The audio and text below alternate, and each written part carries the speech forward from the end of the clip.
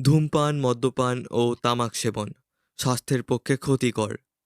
Any digital copy of this content leading to piracy is a crime. অনুগ্রহ করে piracy করবেন না ও piracy support করবেন না। নমস্কার, আমাদের চ্যানেল ফ্যাবিউলাস টেলসের পক্ষ থেকে আপনাদের সকলকে স্বাগত জানাই। সবার প্রথম আপনাদের সবাইকে অসংখ্য অসংখ্য ধন্যবাদ। আমাদের চ্যানেল আপনাদের ভালোবাসায় আজ 1000 সাবস্ক্রাইবারের সীমা অতিক্রম করেছে। আশা করছি আপনারা ভবিষ্যতেও একইভাবে আমাদের ভালোবাসা দেবেন, যাতে আরও ভালো ভালো গল্প আমরা আপনাদের উপহার দিতে পারি। সেই রকমই এক ভিন্ন স্বাদের গল্প নিয়ে আজ আমরা আবারও হাজির হয়েছি। আজ আপনাদের জন্য বিশ্বজিৎ দলাইয়ের কলমে দুর্ধর্ষ গোয়েন্দা গল্প নিঃশব্দ ষড়যন্ত্র। এই গল্পে একদিকে যেমন রয়েছে ঘটনার ঘনঘটা, তেমনি অপর দিকে রয়েছে গোয়েন্দার ক্ষুরধার বুদ্ধির বহিঃপ্রকাশ, যা গল্পটিকে আরও রোমাঞ্চকর করে তুলবে। আজকের গল্প পাঠে গোরা, গল্পের সূত্রধর আমি অদ্রিজা। তাহলে আর কথা না বাড়িয়ে শুরু করতে চলেছি আমাদের আজকের বিশেষ নিবেদন নিঃশব্দ ষড়যন্ত্র।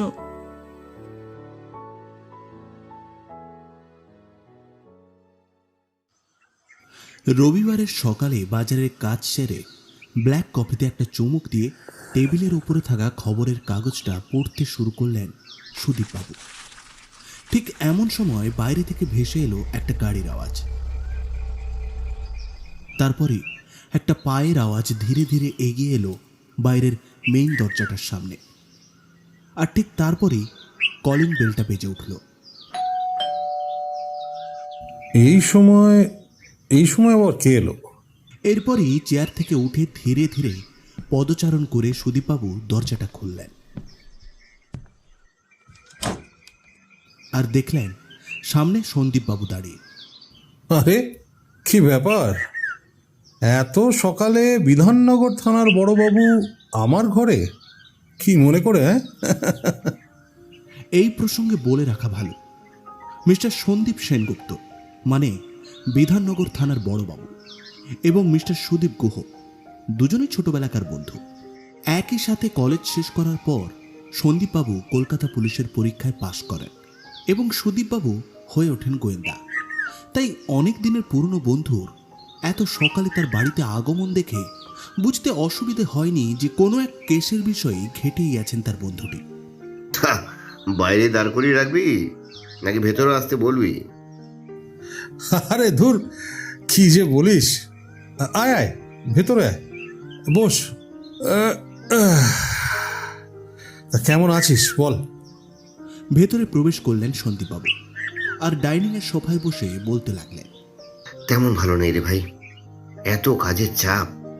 একটু থামিয়ে সুদীপবাবু বলে ওঠেন, তা বিধাননগর থানার বড়বাবুর কাজের চাপ থাকবে, এটাই তো স্বাভাবিক নাকি? হ্যাঁ, তাছাড়া তোদের এই চাপের জন্যই তো কলকাতার মানুষ শান্তিতে ঘুমোতে পারে নাকি? কথাটায় বেশ প্রসন্নই হলেন সন্দীপবাবু এবং বললেন, তা যা বলেছিস, এই উদ্দিটা যবে থেকে গায়ে উঠেছে, কাজের চাপের পরও যেন মনের মধ্যে একটা স্বস্তি বোধ করি। তা এতদিন পর এত সকালে নিশ্চয়ই বন্ধুর কাছে এমনি আসিসনি? সন্দীপবাবু বললেন, না, তা আসেনি ঠিক। আসলে গতকাল রাত 2টোর সময় একটা কল আসে, বুঝলি। তারপর থেকে কোনোভাবে হিসেব খুঁজে পাচ্ছিলাম না, তাই তোর একটু সাহায্যের দরকার। আরে তা এত হেজিটেটেড ফিল করলে আমি সাহায্যটা করি কি করে বলতো?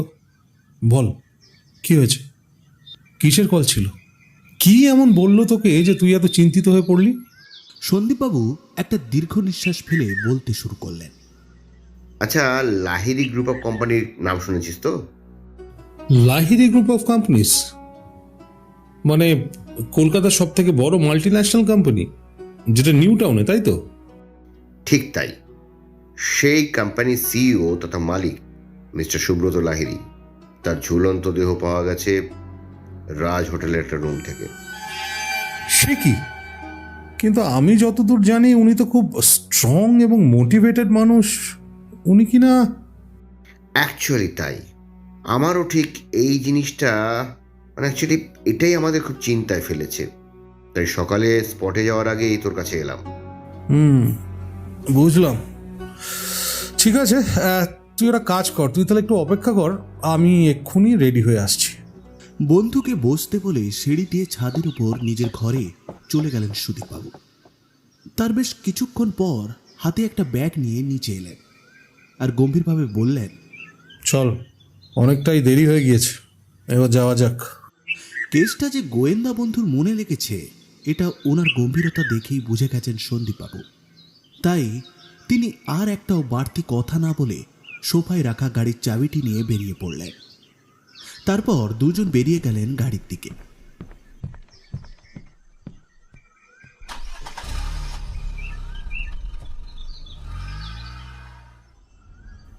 কিছু দূর যাওয়ার পর সন্দীপবাবু বলে উঠলেন, কি বুঝছিস বলতো?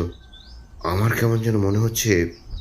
বিরক্তির সাথেই উত্তরটা এলো, আহ, তোর মনে হওয়াতেই তো হবে না, আগে জায়গাটায় পৌঁছে তো দে। না দেখে কিছুই বিবেচনা করা উচিত না। তুই সাবধানে গাড়ি চালাতো। চুপ করে গেলেন সন্দীপবাবু আর এদিক ওদিক না দেখে গাড়ি চালাতে থাকলেন। প্রায় 30 মিনিটের যাত্রার পর গাড়িটা থামলো রাজ হোটেলের সামনে। এক মুহূর্ত দেরি না করে দুজন ঘটনাস্থলের দিকেই অগ্রসর হলেন। ঘটনাটা ঘটেছে রাজ হোটেলের 3rd ফ্লোরে থাকা কনফারেন্স রুমের পাশের রুমে। জায়গাটা ইতিমধ্যেই পুলিশ নিজের আয়ত্তে এনেছে। বড়বাবুর প্রবেশ দেখে নতুন যুক্ত হওয়া অফিসার এগিয়ে এলেন আর বললেন, স্যার, আমরা সব কিছুই দেখে নিয়েছি। এটা যে সুইসাইড সেটা কনফার্ম। তাহলে এবার বডিটা পাঠিয়ে দিই। কথাটার উত্তর দিলেন মিস্টার গুহ।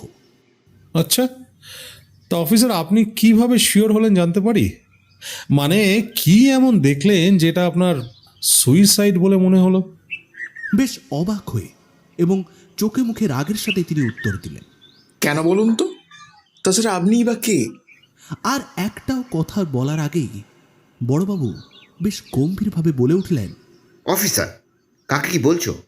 তুমি জানো তোমার সামনে যে মানুষটা দাঁড়িয়ে আছে তার জন্য কত কমপ্লিকেটেড কেসের সমাধান হয়েছে? আমাদের ডিপার্টমেন্ট ওনার কাছে কতটা কৃতজ্ঞ।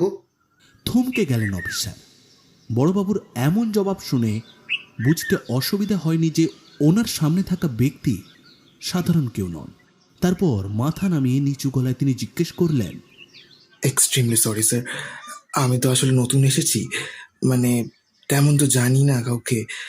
আপনি যদি স্যারের পরিচয়টা দিতেন। বন্ধুর এমন রেগে যাওয়া দেখে ওনার কাঁধে হাত রাখলেন মিস্টার গুহ। তারপর বড়বাবু উত্তর দিলেন, উনি হলেন বিখ্যাত গোয়েন্দা মিস্টার সুদীপ গুহ। নামটা শুনে চমকে উঠলেন অফিসার আর তারপর মিস্টার গুহর পা ছুঁয়ে বলতে লাগলেন, এ বাবা, ছি ছি ছি ছি ছি, extremely sorry sir, extremely sorry. আপনাকে আমি চিনতে পারিনি স্যার। আপনার কেস সলভের গল্প শুনেই আমার পুলিশের চাকরি করার ইচ্ছা জেগেছে। বলতে পারেন আপনিই আমার আইডল, আর আজ আপনি আমার সামনে। অফিসারের কাঁধে হাত রেখে মৃদু হাসির সাথে মিস্টার গুহ বললেন, ঠিক আছে, ঠিক আছে, বড় হও, আরও এগিয়ে যাও জীবনে। যাক, এবার তাহলে কেসটার দিকে ফোকাস করা যাক। একদম স্যার, চলুন স্যার। এরপর ভেতরের মেঝেতে থাকা বডিটার কাছে গিয়ে বেশ কিছুক্ষণ দেখতে লাগলেন গোয়েন্দা মশাই। তারপর বললেন,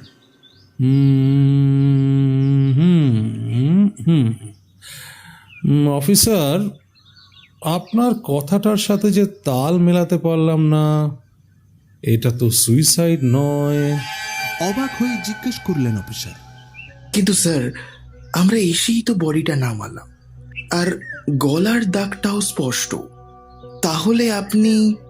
ইউসি, আপনারা বডিটা নামিয়েছেন এটা যেমন ঠিক, ঠিক তেমনি এটা যে খুন করা হয়েছে সেটাও ঠিক। তার কারণ যখন কেউ গলায় দড়ি দিয়ে মারা যান তখন তার জিভ বাইরে বেরিয়ে আসে আর দাঁত কপাটি চেপে বসে থাকে। কিন্তু এখানে তা হয়েছে কি? হয়নি তো। আরও একটা বিষয়, যারা গলায় দড়ি দিয়ে মারা যান তাদের সব সময় পায়খানা বা প্রস্রাব হয়ে যায়, যা এখানে কিন্তু নেই। বলে মিস্টার গুহ পুরো রুমটাকে ভালো করে তল্লাশি নিতে শুরু করলেন। তার ঠিক কিছুক্ষণ পর একটা শব্দ শুনে বাথরুমের দিকে গিয়ে দরজাটা খুলেই অফিসারের উদ্দেশ্যে বললেন, আচ্ছা অফিসার, নিশ্চয়ই কেউ সুইসাইড করার আগে স্নান করবেন না, তাহলে শাওয়ারটাকে ব্যবহার করেছিল। যেটা ঠিক কারণে বন্ধ না করার জন্য এখনো ছোট ছোট জলের ফোঁটা পড়ছে। ঠিক তো স্যার, আমরা তো এটা লক্ষ্যই করিনি। এটাই তো তফাৎ অফিসার, এটাই তো তফাৎ। যাই হোক, আপনি বডিটা ফরেন্সিকের জন্য পাঠান।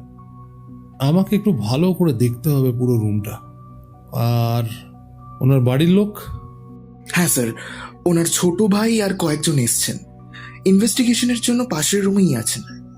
বেশ, ওনাদের বসতে বলুন, আমি একটু কথা বলতে চাই। তারপর আবার নিজের মতো করে চারিদিকটা ভালো করে দেখতে লাগলেন। ঠিক তখনই বড়বাবুর ডাক ওনার কানে বাজে। সুদীপ, দেখে যাও। কথাটা শোনা মাত্রই মিস্টার গুহ এগিয়ে গেলেন বেডরুমে থাকা সোফার দিকে, আর দেখলেন বড়বাবুর হাতে একটা আংটি। এই আংটিটা পড়েছিল এই সোফার নিচে। আশা করি এটা ভালোভাবে সাহায্য করবে আমাদের। ব্যাগের থেকে আতশকাচ বের করে পরীক্ষা করতে করতে বেশ গম্ভীরভাবেই বললেন, একদমই তাই। Actually it might B a good clue for us. এটা গুছিয়ে রাখো, আর চারিদিকটা আরো ভালো করে দেখো যদি কিছু পাওয়া যায়। আমি ততক্ষণে যাই, বাড়ির লোকগুলোর সাথে একটু কথা বলে দেখি। এরপর বেরিয়ে গেলেন মিস্টার গুহ পাশের রুমের উদ্দেশ্যে। পাশের রুমে গিয়ে দেখেন উপস্থিত রয়েছেন চোখ মুখ শুকিয়ে প্রায় জ্ঞান হারানোর মতো অবস্থায় থাকা একজন বছর 26-27-এর ছেলে। সঙ্গে ওনাকে সান্ত্বনা দিচ্ছেন এক সুন্দরী ও শান্ত চিত্তের মেয়ে, একজন বছর 35-এর যুবক ও হোটেলের কয়েকজন, এবং থানার সেই জুনিয়র অফিসার। মিস্টার গুহর প্রবেশ দেখেই অফিসার বলে ওঠেন, আসুন স্যার, এখানেই সবাই আছেন। তারপর সবার পরিচয় দিতে লাগলেন। ইনি হলেন মিস্টার প্রদ্যুৎ লাহিড়ী, মিস্টার সুব্রত লাহিড়ী বাবুর একমাত্র ভাই। সঙ্গে রয়েছেন মিস অনামিকা দেবী, পাশে দাঁড়িয়ে mister Tanmoy Sen, manager of this company, আর বাকি এনারা কালকের হোটেলের ডিউটিতে ছিলেন। সবার দিকে ভালো করে দেখে মিস্টার গুহ স্টাফেদের উদ্দেশ্যে জিজ্ঞেস করেন, দেখুন, ভয় পাওয়ার কোনো দরকার নেই। আচ্ছা, গতকাল ঠিক কি কি হয়েছিল বলুন তো? আর আসার সময় দেখলাম আপনাদের হোটেলে কোনো ক্যামেরা নেই, কারণটা কি? অ্যাকচুয়ালি স্যার, আমাদের হোটেল এই বিল্ডিংয়ে সব কনফিডেন্সিয়াল মিটিং হয়, তাই যারা এই মিটিংগুলো কন্ডাক্ট করান ওনাদের অসুবিধা হয় বলে কোনো ক্যামেরা নেই। আর গতকাল মিটিংয়ের পর আমরা যখন চেক আউটের জন্য জানাতে আসি তখন দেখি এমন। আর তারপর আপনারা পুলিশে খবর দেন, তাই তো? হ্যাঁ স্যার। তারপর তিনি আবারও জিজ্ঞেস করতে লাগলেন, আচ্ছা মিস্টার লাহিড়ী, আপনি গতকাল কোথায় ছিলেন? আর আপনার সাথে থাকা এই ভদ্রমহিলাই বা কে? নিজেকে কোনোভাবে সামলে কান্না জড়িত গলায় জবাব দিলেন প্রদ্যুৎ বাবু। আমি বাড়িতে ছিলাম স্যার। বেশ অবাক হলেন সুদীপ বাবু। কোম্পানির মিটিং হচ্ছে আর উনি বাড়িতে? তার মানে কোম্পানির এত বড় মিটিং হচ্ছিল আর আপনি অনুপস্থিত? কেন? অ্যাকচুয়ালি কোম্পানিটা দাদাই দেখে, আর এইবার কোম্পানির ভালো লাভ হয়েছে বলে গতকাল সবাইকে পুরস্কৃত করা হচ্ছিল, তাই আর আমি আসিনি। কিন্তু তারপর যে এমনটা হয়ে যাবে সেটা যদি আগে থেকে জানতাম তাহলে সবার সাথে আমিও আসতাম স্যার। তাহলে তো আমার দাদাকে আজ এমন অবস্থায় দেখতে হতো না।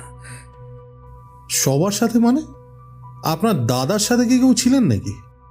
হ্যাঁ স্যার, প্রতিবারের মতো এবারও দাদা আর অনামিকা এসেছিল একসাথে। প্রদ্যুৎ বাবুকে থামিয়ে সুদীপবাবু বললেন, ওয়েট, কি বললেন? মিস অনামিকা দেবী আপনার দাদার সাথেই যান? তার মানে উনি কি আপনাদের সাথেই থাকেন নাকি? আসলে স্যার, উনি আমার উড বি ওয়াইফ, আর তাছাড়া আমাদের কোম্পানির চিফ অ্যাকাউন্টেন্টও বটে, আর উনি আমাদের সাথেই থাকতেন। তারপর তিনি অনামিকা দেবীর কাছে গিয়ে বললেন, আচ্ছা, মিস অনামিকা দেবী, গতকাল যখন ঘটনাটা ঘটে তখন আপনি কোথায় ছিলেন? বেশ স্মার্টভাবে গুছিয়ে উত্তর দিলেন।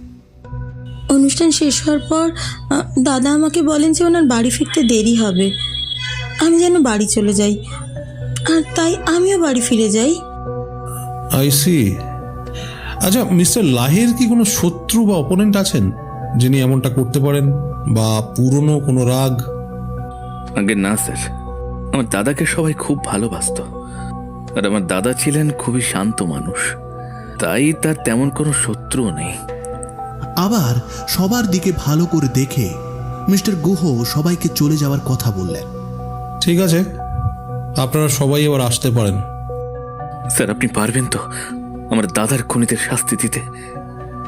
কি হলো, চুপ করে আছেন কেন? বলুন। Please calm down mister Lahiri, please calm down. I will try to give my best. Please calm down. আপনি এখন আসুন। তারপর সবাইকে চলে যাওয়ার পর মিস্টার গুহর পাশে গিয়ে অফিসার জিজ্ঞেস করলেন, কি বুঝলেন স্যার? এখনো অবধি তো কিছুই বুঝতে পারিনি, খবর নিয়ে দেখতে হবে, বুঝলে? আচ্ছা, তুমি একটু ভালো করে খবর নাও তো সকল স্টাফদের ব্যাপারে, আর ওই প্রদ্যুৎ বাবু আর অনামিকা দেবীর ব্যাপারেও খবর নিও, তারপর ইনফর্ম করো। ওকে স্যার, আমি খোঁজ নিচ্ছি, কোনো খবর পেলেই আপনাকে সঙ্গে সঙ্গে ইনফর্ম করব। এরপর অফিসার বেরিয়ে গেলেন, আর গোয়েন্দা মশাই গুটি গুটি পায়ে চারিদিকটা ভালোভাবে দেখতে দেখতে এগিয়ে গেলেন গাড়ির দিকে। তারপর বন্ধুর সাথে বাড়ির দিকে রওনা দেবে ঠিক সেই সময় বড়বাবুর ফোনটা বেজে ওঠে। তাই পকেট থেকে ফোনটা বের করে দেখলেন ফোনটা করেছেন ফরেনসিক ডিপার্টমেন্ট থেকে মিস্টার গুপ্ত। তাই একটু দেরি না করে কলটা রিসিভ করলেন। হ্যালো, হ্যাঁ, ইয়েস মিস্টার গুপ্ত, বলুন, কিছু বুঝতে পারলেন? হ্যাঁ স্যার, আপনাদের সন্দেহই ঠিক, ওনাকে খুন করে ঝুলিয়ে দেওয়া হয়েছিল। তাহলে মৃত্যুটা হয়েছে কিভাবে? স্যার, ওনাকে ঘাড় মোটকে মারা হয়েছে স্যার। কিন্তু কি মিস্টার গুপ্ত? কিন্তু স্যার, উনি এমনিতেও বেশি দিন বাঁচতেন না, কারণ ওনার শরীরের কোনো অর্গানই আর ভালো নেই, সব পচতে শুরু করেছে। এমন ঘটনা দেখা যায় শুধুমাত্র যারা বিষ খেয়ে মারা যান তাদের মধ্যে, তাও সব অর্গান নয়। এমন করেছে কিভাবে সম্ভব বুঝতেও পারছি না। এমনকি ওনার শরীরেও বিষাক্ত কিছুও পাওয়া যায়নি। সে কি, এমনটা তাহলে হলো কিভাবে? এখনো আমাদের কিছু কাজ বাকি আছে, আশা করি সবকিছু জানা যাবে। দেখো দেখো, ভালো করে দেখো, আর কিছু পেলেই আমাকে জানাবে। তারপর ফোনটা রেখে মিস্টার গুহকে বলতে লাগলেন, শুনলি ডাক্তার কি বললেন? কোনো উত্তর দিলেন না মিস্টার গুহ। সত্যি তো, একজন মানুষের সব অর্গান এভাবে নষ্ট হয় কিভাবে, ভাবনায় ফেললো ওনাকেও। তারপর কপালটা টিপতে টিপতে বললেন, এই শোন, তুই যাওয়ার সময় একটা ফার্মেসিতে দাঁড়াস তো, সকাল থেকেই না আমার মাথাটা বেশ ধরেছে, বুঝলি? এগিয়ে চলল গাড়ি। বেশ কিছুক্ষণ যাবার পর একটা বড় ফার্মাসিস্টের দোকানের সামনে থামালেন গাড়িটা। তারপর গাড়ি থেকে নেমে ভেতরে প্রবেশ করলেন।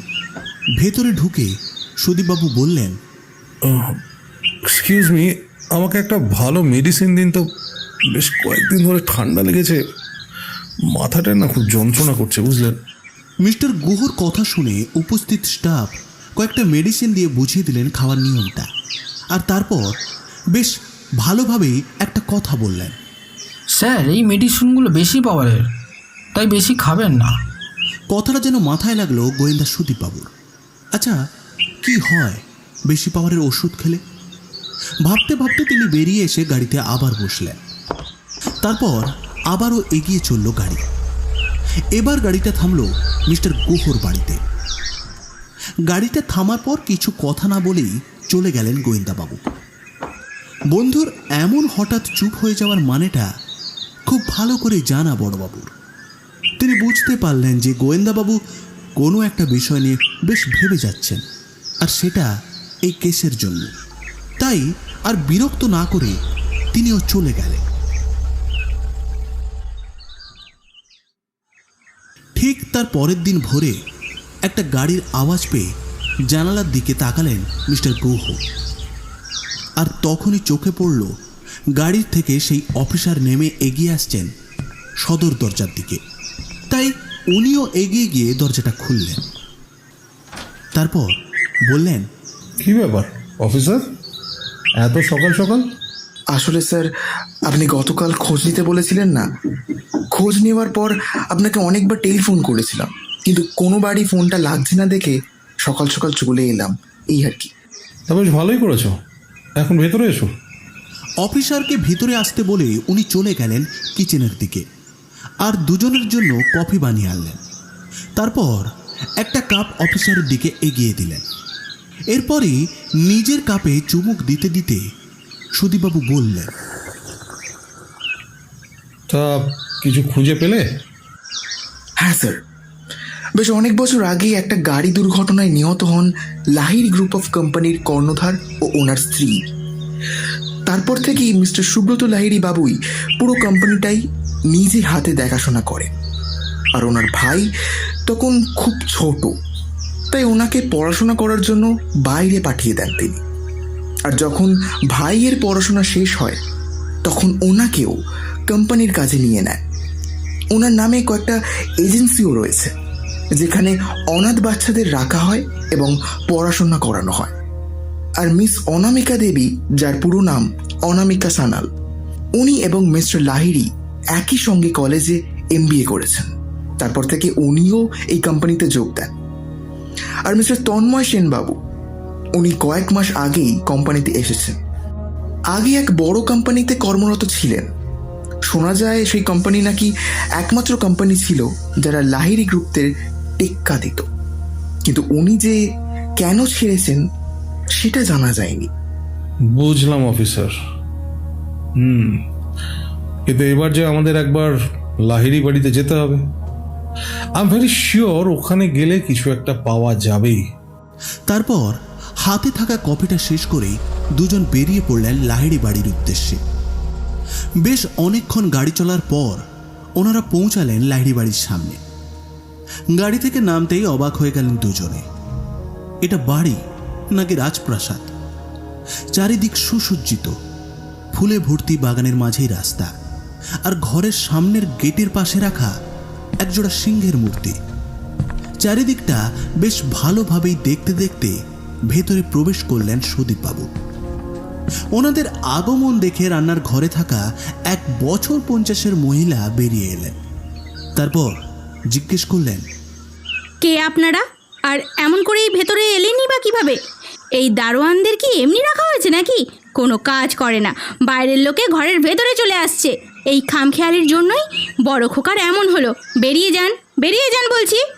ওনাকে বেশ ভালোভাবে পর্যবেক্ষণ করে মিস্টার গুহ বললেন, আমরা আসলে থানা থেকে আসছি। একটু রেগেই উত্তর দিলেন মহিলা। হ্যাঁ, এটা লাহিড়ী পরিবার। বাইরের গেটে কি আপনি দেখতে পাননি নাকি? আপনাদের এই রকম কাজের জন্যই তো আজ আমাদের বড় খোকাটাকে কেউ মেরে ফেললো। তারপর পেছন থেকে একটা গলার আওয়াজ ভেসে এলো, আর সেই আওয়াজটি মিস্টার লাহিড়ীর। সিঁড়ি দিয়ে নিচে আসতে আসতে উনি বললেন, দীপাদি, ওনাদের সাথে এমন করে কথা বলছো কেন? ওনারা তো ওনাদের কাজ ঠিকঠাক মতো করেছেন। তারপর শান্ত গলায় অফিসারের কাছে এসে আবারও বললেন, বলুন স্যার, কিছু জানতে পারলেন? এখনো পর্যন্ত না, তবে আমরা চেষ্টা করছি। নিজের দাদার এমন করে চলে যাওয়ার আঘাতটা যে এখনো মেনে নিতে পারেননি মিস্টার লাহিড়ী, তা ওনার চোখ মুখ দেখেই স্পষ্ট বোঝা যাচ্ছে। তাই ওনাকে সান্ত্বনা দিয়ে মিস্টার গুহ বললেন, আমরা আপনার কষ্টটা বুঝতে পারছি মিস্টার লাহিড়ী। আমরা আমাদের মতো কাজ করছি, আর খুব শিগগিরই আসামিকে তার কাজের শাস্তি দেবই। কিন্তু উনি... দীপাদেবীর দিকে তাকিয়ে প্রদ্যুৎবাবু বলতে থাকলেন, উনি হলেন দীপাদি। বাবা মা থাকাকালীন উনি বাড়িতে এসেছিলেন কাজের জন্য। তারপর বাবা মার মৃত্যুর পর উনি আমাদের বড় করেছেন। উনি আমাদের সবার খেয়াল রাখেন মায়ের মতো। দাদার এমন করে চলে যাওয়াটা উনি মানতে পারেননি, তাই এমন রেগে আছেন। আসলে মায়ের মন কিনা। কথাটা শুনে গোয়েন্দা মশাই এগিয়ে গেলেন দীপাদেবীর দিকে। চোখের কোণায় থাকা অশ্রুবিন্দু নজরে পড়ল গোয়েন্দাবাবুর। তারপর শান্ত গলায় জিজ্ঞেস করলেন, আমি জানি আপনার মনে এখন কি চলছে, কিন্তু এখন যে আমাদের কিছু সাহায্য লাগবে আপনি করবেন না আমাদের সাহায্য? শাড়ির আঁচলে চোখটা মুছে মৃদু কণ্ঠে বললেন দীপাদেবী। বলুন, আপনাকে আমি কিভাবে সাহায্য করব? কি করলে আমার বড় খোকার খুনিরা শাস্তি পাবে? তারপর নিজের মতো করে জিজ্ঞেস করতে লাগলেন মিস্টার গুহ। আচ্ছা, সুব্রতবাবু আর প্রদ্যুৎবাবুর মধ্যে সম্পর্ক কেমন ছিল? আগে রাম লক্ষণের মতো সম্পর্ক ছিল দুজনের। বড় ভাই যেমন ভালোবাসতো, ছোট ভাইও তেমনই। দুই ভাই দুই বন্ধুর মতো মিলেমিশে বসবাস করত। এই তো দেখুন, কলেজের পর যখন জানতে পারলো ভাইয়ের ভালোবাসার কথা, তখন সব কিছু মেনে নেয়। আর যখন শোনে যে মেয়ের বাবা মা নেই, তখন নিজে গিয়েই বাড়িতে তাকে নিয়ে আসে বড় খোকা। তারপর থেকে সেও আমাদের এখানে থাকে, এমনকি দুই ভাইয়ের খেয়ালও সে রাখে। এত শান্ত সুশীল মেয়ে এখন দেখাই যায় না। নিজের হাতে যেন সব দিকটা সামলে রাখছে। আমি রান্না সেরে অন্য কাজে যাই, আর তারপর দুই ভাইকে খেতে দিয়ে নিজে খায়, আর কোম্পানির কাজেও সাহায্য করে। এরপর তো ওদের সবটা দেখতে হবে নাকি? একটু থামিয়ে মিস্টার গুহ জিজ্ঞেস করলেন, ওদের দেখতে হবে মানে? হ্যাঁ, ওদেরই তো দেখতে হবে। কোম্পানি সব কিছুই তো বড় খোকা আর তার ভাইয়ের নামেই করে দিয়েছে, আর নিজের হাতেও সব কিছু কাজ বুঝিয়েও দিত। তারপর যে কি হলো। আবারও কান্নায় ভেসে গেলেন দীপাদেবী। তিনি যেন আর কিছুই বলতে পারলেন না। তাই আর ওনাকে কিছু জিজ্ঞেস না করে আবারও প্রদ্যুৎ বাবুর কাছে গিয়ে জিজ্ঞেস করলেন, আচ্ছা মিস্টার লাহিড়ী, আপনার দাদা কি কোনো রোগে আক্রান্ত ছিলেন? কোনো মেডিসিন খেতেন? আগে হ্যাঁ স্যার, দাদার মাইগ্রেনের সমস্যা ছিল, তাই প্রতিদিন মেডিসিন খেত। ব্যাপারটা বেশ ভাবিয়ে তুলল গোয়েন্দা মশাইকে। তারপর তিনি আবারও জিজ্ঞেস করলেন, আপনাদের ম্যানেজার বাবুর বিষয়ে কি ধারণা? উনি কেমন? বেশ একটু রেগেই উত্তর দিলেন মিস্টার লাহিড়ী। একেবারেই কোনো কাজ ঠিক করে করেন না। কি করতে যে দাদা রেখেছিলেন আমি বুঝতে পারছি না। সেদিন অনুষ্ঠান শেষ হওয়ার আগেই নাকি বেরিয়ে গিয়েছিলেন। আমার একেবারেই ভালো লাগে না স্যার। ঠিক আছে মিস্টার লাহিড়ী। তারপর আবারও একবার দীপাদেবীর কাছে এগিয়ে গিয়ে পকেটের ভেতর থেকে একটা আংটি বের করে জিজ্ঞেস করলেন, একটু ভালো করে দেখুন তো এই আংটিটা, চিনতে পারেন কিনা? বেশ অনেকক্ষণ ভালো করে দেখে উত্তর দিলেন দীপাদেবী, না বাবু, আমি চিনতে পারছি না। আর বেশি কিছু জিজ্ঞেস করলেন না মিস্টার গুহ। তারপর ঘরের চারিদিকটা ভালো করে দেখতে লাগলেন।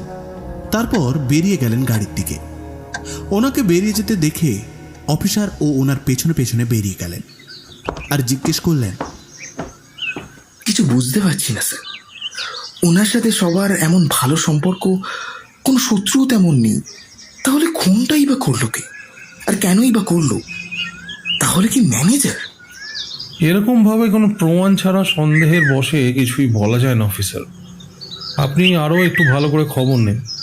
এমন হয়তো কিছু একটা আছে যেটা আমরা মিস করে যাচ্ছি। হাতে থাকা বেশ অনেকগুলো ওষুধের শিশি তুলে দিলেন অফিসারের দিকে আর বললেন, আচ্ছা, এগুলো ফরেন্সিকে পাঠিয়ে দিন। হতবাক হয়ে অফিসার জিজ্ঞেস করলেন, এই সিসিগুলো স্যার আপনি বাগানের কাছে একটা গাছের গোড়ায় ছিল অফিসার। আশা করি কোনো তথ্য পাওয়া যাবে। আর আপনি সেদিন যারা উপস্থিত ছিলেন হোটেলে, সবার ডিটেলস আমাকে পাঠিয়ে দিন তো। ওকে স্যার, আমি আজকেই পাঠিয়ে দিচ্ছি। তারপর দুজনেই বেরিয়ে গেলেন। মাঝখানে প্রায় কয়েকদিন চলে যায়। বেশ কিছুদিন পর একদিন সন্ধ্যায় গোয়েন্দাবাবুর বাড়িতে উপস্থিত হন অফিসার। ওনাকে দেখে মিস্টার গুহ বললেন, কিছু খবর পেলে?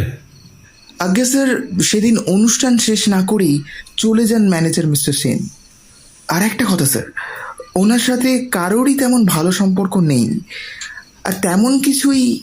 একটু থামিয়েই মিস্টার গুহ জিজ্ঞেস করলেন, আচ্ছা, কোম্পানির বিষয়ে তেমন কিছু? না স্যার, তেমন কিছুই জানা যায়নি। তবে আসলে বেশ অনেক বছর আগে একসঙ্গে কোম্পানির অনেক স্টাফকেই বাদ দেওয়া হয়। কোম্পানির তথ্য চুরি করার অপরাধে। I see, interesting. এই ঘটনাটা ঠিক কবে হয়েছিল বলতে পারবে? আসলে তারিখটা মনে নেই, কিন্তু এটুকু মনে আছে যে ঘটনাটা ঘটেছিল 2005 সালের জুন মাসে। কথাটা শুনে বেশ জোর করেই বললেন। হ্যাঁ, আচ্ছা, তুমি আমাকে ওই মাসের খবরের কাগজ জোগাড় করে দিতে পারবে? অবাক হয়ে অফিসার বললেন, খবরের কাগজ?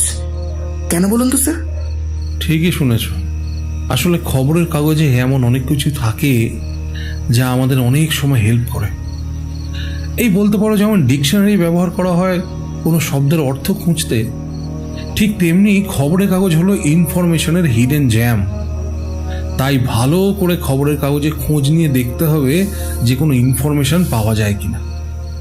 ঠিক তার পরের দিনই অফিসার গোয়েন্দাবাবুর কথা অনুসারে ওনার বাড়িতে খবরের কাগজ দিয়ে গেলেন। আর খবরের কাগজগুলো পেয়েই যেন গোয়েন্দা মশাই নিজের মতো করে বসে পড়লেন। মাঝখানে কেটে যায় বেশ কয়েকটা দিন। তারপর একদিন সকালে ফোনটা বেজে ওঠে বড়বাবুর। এতদিন পর এমনভাবে বন্ধুর ফোন পেয়ে আর একটু দেরি না করে কলটা রিসিভ করতেই ওপার থেকে গোয়েন্দাবাবুর কণ্ঠে একটাই কথা ভেসে আসে, সন্দীপ, তাড়াতাড়ি লাহিড়ী বাড়িতে চলে আয়, আমিও যাচ্ছি। তারপর ফোনটা কেটে গেল।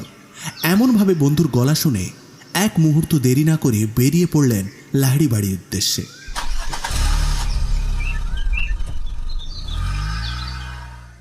কথা মতো লাহিড়ী বাড়িতে সমবেতভাবে উপস্থিত হল গোয়েন্দা মশাই, বড়বাবু সহ বেশ কিছু সশস্ত্র পুলিশ। স্যার, হঠাৎ এই জরুরি তলবের মানেটা তো ঠিক উদ্ধার করতে পারলাম না, একটু বলবেন প্লিজ। তার আর সময় নেই সন্দীপ। যদি আমার হিসেব ঠিক হয় তাহলে প্রদ্যুৎ বাবুর বড়ই বিপদ। ফার্স্ট। কি বলছেন কি? ঠিকই বলছি সন্দীপ, চল চল চল। এই বলে গোয়েন্দা মহাশয় জোরে জোরে প্রদ্যুতের নাম ধরে ডাকতে শুরু করলেন। প্রদ্যুৎ বাবু, অন্যান্যদের বাড়ির অন্যান্য অংশে ছড়িয়ে যাওয়ার জন্য আদেশ দিলেন। কোথায় প্রদ্যুৎ বাবু? বাড়ির মধ্যে হঠাৎ এই চিৎকারে রীতিমতো শোরগোল শুরু হলো। দোতলা থেকে অনামিকা দেবী ও পাশ থেকে দীপা দেবী দৌড়ে এলো তাদের দিকে। হন্তদন্ত হয়ে কাছে এসে দীপা দেবী বললেন, কি কি কি হয়েছে বাবু? প্রদ্যুৎ বাবু কোথায়? দীপা দেবীর মুখের ভঙ্গি বলে দিচ্ছে এর উত্তর তার অজানা। এবার অনামিকা দেবীর দিকে একই প্রশ্ন ছুড়লেন গোয়েন্দা মহাশয়। প্রত্যুত্তরে অনামিকা দেবী বললেন, মানে এখানেই তো ছিল, কোথায় যে গেল? কেন স্যার, কিছু সমস্যা? হ্যাঁ অনামিকা দেবী, আমরা আশঙ্কা করছি প্রদ্যুৎবাবুরও জীবন সংশয় রয়েছে। কি? এবার তিনিও খানিকটা ভয়ার্ত হয়ে জোরে জোরে হাঁক দিতে শুরু করলেন। প্রদ্যুৎ, কোথায় তুমি? কিন্তু না, প্রদ্যুৎ? কোনো উত্তর আসে না। না না, এভাবে হবে না, সব ঘরগুলো খুঁজে। এই বলেই থমকে গেলেন তিনি। সবাই চুপ চুপ, একদম শব্দ করবেন না। গোয়েন্দা মহাশয়ের এই গম্ভীর আদেশে হঠাৎই এক গাঢ় নীরবতা ঘিরে ধরল সম্পূর্ণ বাড়িটাকে। তারপরই মৃদু শব্দটা কানে এলো সবার।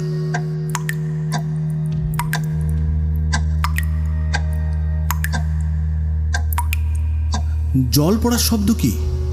না, ভুল নয়, জল পড়ারই শব্দ বটে, কিন্তু দীপাদি, এই জল পড়ার শব্দটা কোথা থেকে আসছে? কান খাড়া করলো মধ্যবয়স্কা মহিলাটি। ওপর থেকে তো মনে হচ্ছে বাবু। দোতলার বাথরুমটা কোথায় অনামিকা দেবী, কোথায়? সিঁড়ি থেকে ডান দিকে। কামান সন্দীপ। কথাটা বলে সুদীপবাবু দৌড় লাগালো বাথরুমের উদ্দেশ্যে। বড়বাবু সহ বাকিরাও তাকে অনুসরণ করল। মিনিট খানেকের মধ্যে তারা গিয়ে উপস্থিত হলো সেখানে। আওয়াজটা যে শাওয়ারের তা নিয়ে আর কোনো সংশয় নেই কারো, কিন্তু দরজাটা ভেতর থেকে বন্ধ। প্রদ্যুৎ বাবু, প্রদ্যুৎ বাবু, প্রদ্যুৎ বাবু খুলুন, প্রদ্যুৎ বাবু। কোনো উত্তর আসে না। একটা সমূহ বিপদ যে দোরগোড়ায় এসে হাতছানি দিচ্ছে তার বুঝতে বাকি থাকলো না কারো। সন্দীপ, সন্দীপ, হাতে আর সময় নেই, দরজাটা ভাঙতে হবে। এক সেকেন্ডও সময় নষ্ট করলো না বড়বাবু। সাথে সাথে এক তীব্র শোল্ডার ট্যাকেলে দরজাটা ভেঙে ফেললেন তিনি। আর তারপর যা দেখলেন তাতে আঁতকে উঠল সবাই। পাশ থেকে দুই নারীর সমবেত আর্তনাদ ভেসে এলো সঙ্গে সঙ্গে। প্রদ্যুৎ, ছোটবাবু, বাথরুমের কোমরটার উপর মুখ গুজে পড়ে রয়েছে প্রদ্যুৎ বাবুর দেহ, আর তার দেহভঙ্গি জড়বৎ। মুখ দিয়ে বেরিয়ে আসা ফেনায় ভরে উঠেছে কোমরের জল। Quiet everybody, quiet. এটা প্যানিক করবার সময় নয়। এই বলে গোয়েন্দা মশাই প্রদ্যুতের নিথর দেহটা কোনো মতে সোজা করে হাতের পালসটা চেক করলেন। তারপর চরম বিস্ময়ের সাথে বললেন, পালস আছে সন্দীপ, পালস আছে, হাতে বেশি সময় নেই। চল চল চল, এনেকে এক্ষুনি হাসপাতালে নিয়ে যেতে হবে। পাশে থাকা 3 জন পুলিশ একসাথে দেহটাকে নিয়ে পাঁজা কোলা করে নিয়ে গেল পুলিশ জিপটার দিকে। গোয়েন্দা মশাই তাদের সাথে সাথে বেরিয়ে যেতে বললেন হসপিটালের উদ্দেশ্যে। দীপাদি আর মিস অনামিকা দেবী, আপনারা কেউ বাড়ি থেকে যাবেন না, আপনারা এখানেই থাকুন। প্রদ্যুৎবাবুর আপডেট আমি আপনাদের জানিয়ে দেব। পরবর্তী বেশ কয়েক ঘন্টা জমে মানুষের টানাটানির পর ডাক্তারবাবু অপারেশন থিয়েটার থেকে বেরিয়ে এসে গোয়েন্দা মহাশয়ের সাথে বসলেন। শুরু হলো কথোপকথন। ডাক্তারবাবুর কথা অনুযায়ী প্রদ্যুৎবাবুর শরীরে এক মারণ বিষ পাওয়া গেছে, তবে আপাতত তিনি এখন বিপদমুক্ত। ডাক্তারবাবু বেরিয়ে যাওয়ার পর দৌড়ে বড়বাবু ঘরটাতে প্রবেশ করলেন। কি হয়েছে সুদীপ? প্রদ্যুৎবাবু ঠিক আছেন তো? গোয়েন্দা মহাশয় ডাক্তারবাবুর বলা সব কিছু বললেন বন্ধুকে। তা শুনে তিনি বললেন, তার মানে তো এই কাজটা ঘরেরই কারোর। ঘরে তো মাত্র 2 জন, দীপাদি আর অনামিকা দেবী। দীপাদি তো কোলে পিঠে করে মানুষ করেছেন প্রদ্যুৎবাবুকে, তার মারার কথা তো মোটেও সম্ভব নয়। আর ওদিকে অনামিকা দেবী তো প্রদ্যুৎবাবুর হবু স্ত্রী। যদি সম্পত্তির লোভেও মারতে চাইতো তাহলে তো বিয়ের পরে মরা উচিত ছিল, নাহলে তো মেরে কোনো লাভই নেই। ধুর, আমার কেমন যেন সব গুলিয়ে যাচ্ছে। আর যদি প্রতিহিংসায় কেউ খুন করে? প্রতিহিংসা? কিসের প্রতিহিংসা? আচ্ছা, তোমার কি 2 ভাইয়ের হত্যাকারী একজনকেই মনে হচ্ছে? অবশ্যই। যদি ধরেও নি এই 2 মহিলার মধ্যেই কেউ খুনি, তবুও কিন্তু একটা ব্যাপার ইম্পসিবল। কোনো একা মেয়ের পক্ষে কখনোই সুব্রতবাবুর মতো একজন প্রাপ্তবয়স্ক মানুষকে খুন করে ঝুলিয়ে দেওয়া সম্ভব নয়। এটাই তো বন্ধু, এটাই তো আমাকে সবচেয়ে বেশি ভাবাচ্ছে, বুঝলে? ঠিক সেই সময় অফিসারটি দৌড়ে ঘরে প্রবেশ করল। হন্তদন্ত হেসে বলল, স্যার স্যার, আপনার ধারণাই সত্যি। ওই মেডিসিনগুলো স্বাভাবিক থেকেও অনেক হাই ডোজের। আর ওই ওষুধই গত 4 বছর সুব্রতবাবু ব্যবহার করে আসছেন, যে কারণে ওনার সব অর্গানের এই অবস্থা। I C. আর কিছু জানতে পেরেছ অফিসার? আর একটা কথা, যেদিন সুব্রতবাবু মারা গেলেন, অর্থাৎ ওই মিটিংয়ের দিন, ম্যানেজারবাবু মানে তন্ময়বাবু বলেছিলেন উনি আগেই বাড়ি চলে গিয়েছিলেন। তো উনি মিথ্যা বলেছেন স্যার। উনি বেরিয়ে গিয়েছিলেন সত্যি, কিন্তু উনি কিছু সময় পর আবার ফেরত এসেছিলেন। এটাই তো এতক্ষণ পাচ্ছিলাম না আমি। Good job officer, very good job, well done. চলো লাহিড়ি বাড়ি, সেখানেই এই কেসের সমাধান হয়ে যাবে। আর ম্যানেজারটাকেও ধরে নিয়ে এসো। বিস্ময়ের সাথে বড়বাবু বললেন, বলো কি? হ্যাঁ, কেস সলভ হয়ে গেছে? Yes, let's go. Let's go. এই বলে গোয়েন্দা মহাশয় গাড়ির দিকে বেরিয়ে গেলেন। অগত্যা বড়বাবু তাকে অনুসরণ করলেন, আর জুনিয়র অফিসারটি বেরিয়ে গেলেন ম্যানেজার তন্ময় সেনকে ধরে আনার জন্য।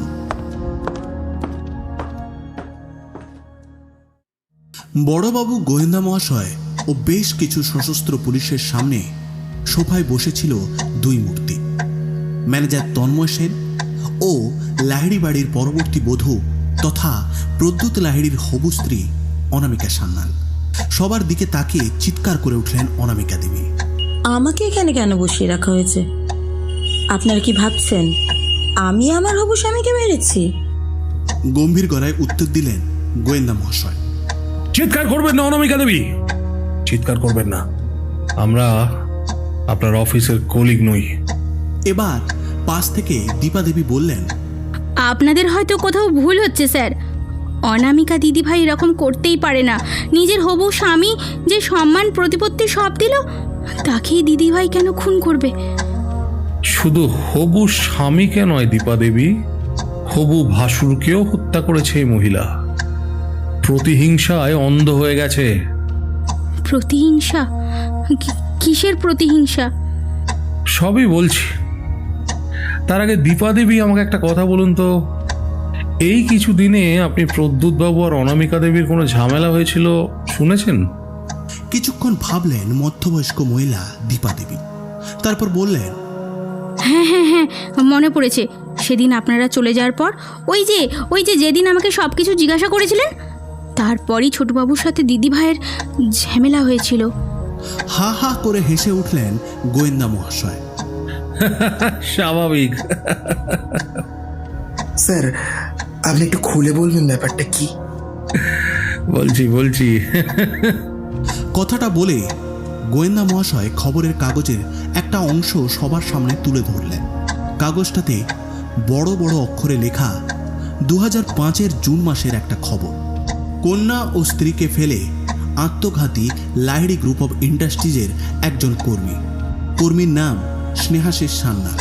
তা অনামিকা দেবী, বাকিটা আমি বলবো না এবার মুখ খুলবেন? ধীরে ধীরে মুখে ক্রোধের ছাপ ফুটে উঠল অনামিকা দেবীর। হ্যাঁ, স্নেহাশিস সান্যাল আমার বাবা। ওই সুব্রতর জন্য আমার বাবার চাকরি গেছে। বাধ্য হয়েছে আমার বাবা সুইসাইড করতে। আমার ফ্যামিলিটা ভেসে গেছে ওই লোকটার জন্য। আমার মাও সেই শোকে। আর সেই দিনই আমি টার্গেট করে নিয়েছিলাম, এই সুব্রত লাহিড়ীকে আমি ছাড়বো না। সেই লক্ষ্য নিয়েই আপনি প্রদ্যুৎ বাবুর সাথে একই কলেজে ভর্তি হন, কেমন? তারপরে প্রেমের নাটক করে লাহিড়ী বাড়িতে এন্ট্রি মারেন, তাই তো? বাকি সবাই বিহল্যের মতো দাঁড়িয়ে সব কথা শুনতে থাকলো। হ্যাঁ, তারপরেই আমি ধীরে ধীরে হয়ে উঠি এই কোম্পানির চিফ অ্যাকাউন্টেন্ট। আমার বাবাও এই পোস্টেই চাকরি করতেন। তারপরেই আপনার পরিচয় হয় এই ম্যানেজার তন্ময় সেনের সাথে, ঠিক তো? হ্যাঁ, তন্ময় সুব্রত লাহিড়ীর ওপর রিভেঞ্জ নিতে চেয়েছিল। ওর বাবাও আমার বাবার সাথে একই সাথে কাজ হারান এই সুব্রত লাহিড়ীর জন্য। তখনই দুজনে মিলে প্ল্যানটা করি। আর আপনি হবু ভাসুরকে মাইগ্রেনের ওষুধ বলে হাই ডোজের ড্রাগ দিয়ে শরীরটাকে সম্পূর্ণ শেষ করে দেন। আর সুযোগ বুঝেই তন্ময় সুব্রতবাবুকে হত্যা করে গলায় দড়ি দিয়ে ঝুলিয়ে দেয়, তাই তো? ইতিবাচক ঘাড় নাড়ায় অনামিকা। কিন্তু তাহলে প্রদ্যুৎবাবুকে আপনি মারতে চেষ্টা করলেন কেন? তিনি তো কোনো ক্ষতি করেননি আপনার। বাকিটা আমি বলছি। ওই যে আংটিটা, সেদিন সুব্রতবাবুকে মারার সময় কোনো কারণে অনামিকা দেবীর হাত থেকে আংটিটা সেই ঘরে পড়ে থেকে যায়। পরে দীপা দেবীকে যখন আমি আংটিটা দেখাই, তা তিনি চিনতে পারেন না, কিন্তু পাশে দাঁড়িয়ে থাকা প্রদ্যুৎবাবু হবু স্ত্রীর আংটিটা খুব ভালো করে চিনতেন, কিন্তু তা তিনি আমাদের বলেননি। পরে প্রদ্যুৎবাবু অনামিকা দেবীকে সোজা সমস্ত কিছু জানালে দুজনকার মধ্যে বিবাদ শুরু হয়। সম্ভবত প্রদ্যুৎবাবু স্থির করেছিলেন আমাদেরকে সবকিছু জানানোর। নিজেদের সমস্ত কার্যকলাপ যাতে ফাঁস না হয়ে যায়, তাই নিজের হবু স্বামীকেও হত্যা করতে দুবার ভাবেননি এই মহিলা। তবে সঠিক সময়ে আমরা এসে পৌঁছে যাই বলে এ যাত্রায় প্রদ্যুৎবাবু রক্ষা পান। তাহলে তুমি কিভাবে বুঝলে যে আজকে কিছু ঘটবে? তারপর আবার বলতে লাগলেন গোয়েন্দাবাবু। এই বিষয়টা নিয়ে খোঁজ নেওয়ার জন্য আমি গেছিলাম অনামিকা দেবীর আশ্রমে, যেখান থেকে উনি পড়াশোনা করেছেন। সেখান থেকে জানতে পারি যে মিস্টার সান্যাল মারা যান 28শে জুন, আর এতগুলো বছর পরে ঠিক সেই দিনেই খুন হয়েছেন মিস্টার লাহিড়ী। তারপরে দেখলাম যে ঠিক 1 মাস পর, মানে 31শে জুলাই মারা যান মিসেস সান্যাল। আর আজকের দিনটা 31শে জুলাই, তাই তো? একদম তাই। তাই একটুও দেরি না করে নিজের কাজ ছাড়েন অনামিকা দেবী। কিন্তু উনি এটা ভুলে যান যে বাবারও বাবা থাকে, তাই সত্যিটা একদিন সবার সামনে আসবেই। তারপর বড়বাবু নির্দেশ দিলেন অনামিকা দেবী ও তন্ময় বাবুকে গ্রেপ্তার করার জন্য, আর কয়েকজন কনস্টেবলকে বললেন হসপিটাল ও লাহিড়ী বাড়িতে মোতায়েন থাকতে। সত্যি সুদীপ, মানুষ কি না করতে পারে রাগ মেটাতে। এটাই এখনকার দিনের মানুষের স্বভাব, বুঝলে বন্ধু? তুমি যেটা মানুষের ভালোর জন্য করবে সেটা মানুষ ভুলে যাবে, কিন্তু কোনটা ভুল করেছো সেটাই মনে থাকবে। কি আর করা যাবে, সবই সময়ের নিয়ম বন্ধু। कुछ तो लोग कहेंगे, বুঝলে?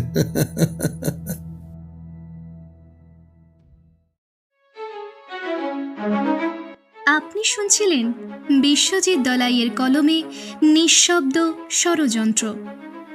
গোয়েন্দা ও বড়বাবুর চরিত্রে সুদীপ এবং সুরঞ্জন, অফিসারের চরিত্রে রূপ, প্রদ্যুৎ ও অনামিকার চরিত্রে অতনু ও নীলাঞ্জনা, দীপাদি, মিস্টার গুপ্ত ও অন্যান্য চরিত্রে প্রত্যুষা, প্রহ্লাদ ও তুহিন।